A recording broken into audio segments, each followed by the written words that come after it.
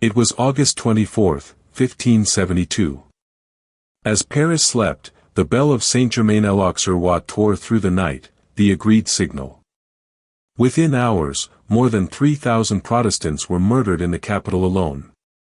Soldiers dragged men, women, and children into the streets. The River Seine became so choked with bodies that the king banned fishing for weeks.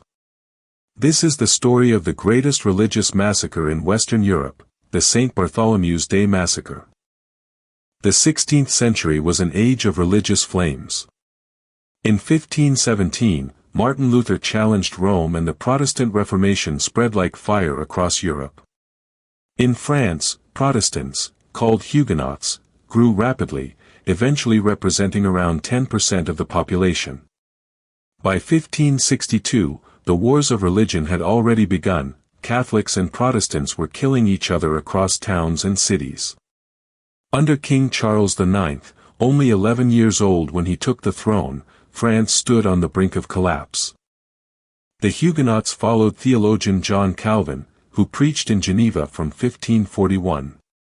Unlike Catholics, they rejected sacred images, papal authority, and traditional sacraments. For many French nobles, Calvinism also represented political independence from the monarchy. In 1559, King Henry II died in a tournament, and France plunged into a dynastic crisis.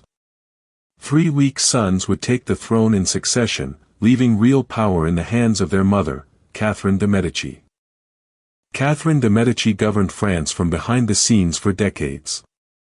Born in Florence in 1519, she had learned early that survival was an art. With her sons on the throne, she manipulated advisors, nobles, and even the church.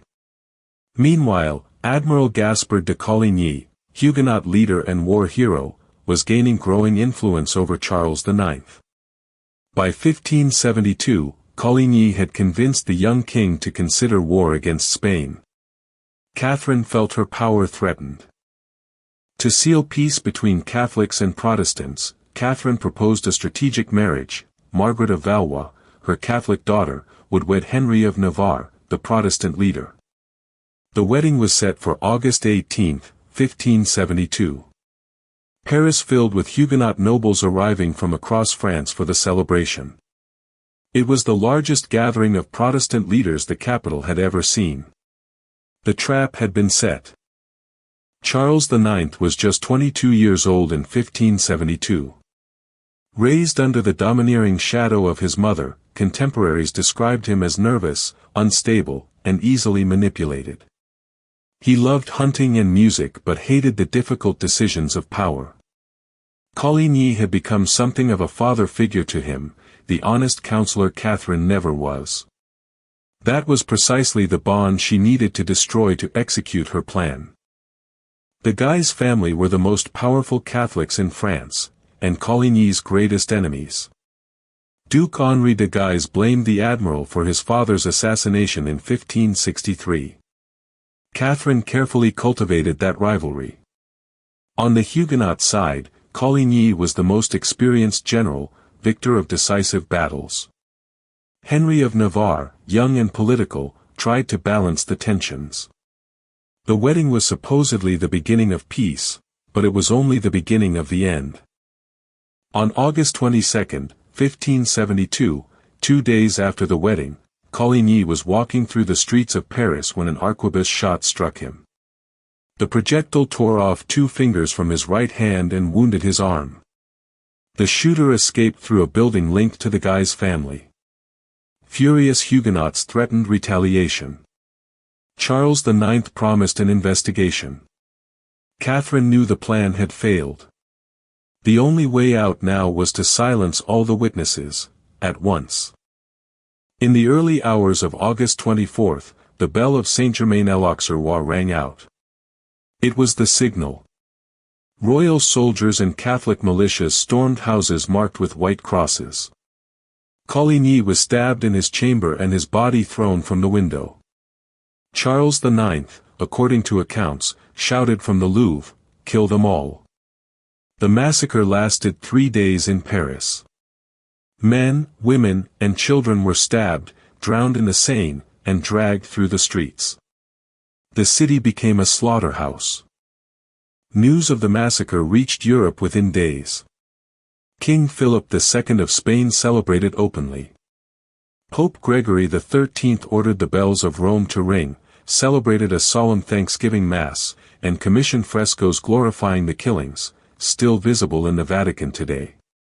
By contrast, Queen Elizabeth I of England received the French ambassador in mourning. Protestant cities in Germany and Switzerland were seized with terror.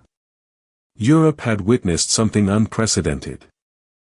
The massacre did not stop in Paris. In the following weeks, it spread to at least 12 French cities, Lyon, Toulouse, Bordeaux, Rouen, and others. Historians estimate between 5,000 and 30,000 deaths in total. Some studies point to as many as 70,000 victims across France. Entire Huguenot communities were wiped out. Properties were seized, churches destroyed. Around 200,000 Protestants fled France over the next few years. Admiral Coligny was killed and his body mutilated. Philosopher Peter Ramus was thrown from a window and dismembered by students. Henry of Navarre survived by forcibly converting to Catholicism, a conversion he never truly believed. 20 years later, he would become Henry IV, King of France, and issue the Edict of Nantes.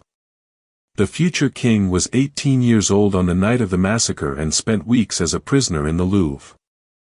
There was no investigation. Charles IX accepted responsibility for the massacre in a speech to Parliament, presenting it as a necessary act to crush a Huguenot conspiracy, a lie fabricated by Catherine. No perpetrator was ever tried. The Duke of Guise, suspected of ordering the shot against Coligny, emerged as a Catholic hero. Charles IX died in 1574, aged just 23, consumed by tuberculosis, and, according to accounts of the time, tormented by hallucinations of the dead of St. Bartholomew's Day. In Catholic France, the massacre was celebrated as a divine victory. Commemorative medals were minted. Sermons praised the providence of God. Painters were commissioned to glorify the killing. But in Protestant Europe, the coverage brought horror and outrage. Pamphlets spread across the continent describing the murders in graphic detail. The event permanently polarized European public opinion and fueled decades of religious propaganda against the French crown. The historiography of the St. Bartholomew's Day massacre was contested for centuries. Catholic historians of the 17th century tried to minimize it as a spontaneous response to a Huguenot conspiracy. Only in the 19th century did French historians begin to accept the premeditated nature of the event. Philosopher and historian Jules Michelet, in 1855, was among the first to call it what it was, a state crime orchestrated by the French monarchy. The massacre definitively entered the books as a symbol of religious fanaticism. The massacre accelerated the end of the French Wars of Religion. In 1598, Henry IV, the same Henry of Navarre who survived the massacre, signed the Edict of Nantes, guaranteeing religious freedom to the Huguenots. It was one of the first modern documents of religious tolerance. The massacre also propelled political thought about the limits of royal power, influencing philosophers like John Locke and the foundations of modern constitutionalism. The St. Bartholomew's Day massacre echoes in modern events. The 1994 Rwandan genocide, where 800,000 Tutsis were killed in 100 days following decades of hate propaganda, follows the same pattern: systematic dehumanization, target lists, a starting signal, and perpetrator impunity. Genocide scholars use St. Bartholomew's Day as a case study to understand how civilized societies become capable of killing their neighbors. Religious and ethnic hatred does not age. More than 450 years later, the St. Bartholomew's Day massacre remains one of the greatest political and religious crimes in Western Europe. It reminds us that hatred, when fueled by the power of the state, can turn a wedding celebration into a graveyard. In 1997, Pope John Paul II asked for forgiveness on behalf of Catholics who participated in the massacre, a belated but necessary gesture. History collects its debt. If you enjoyed this video, like it and subscribe to the channel so you don't miss the next stories.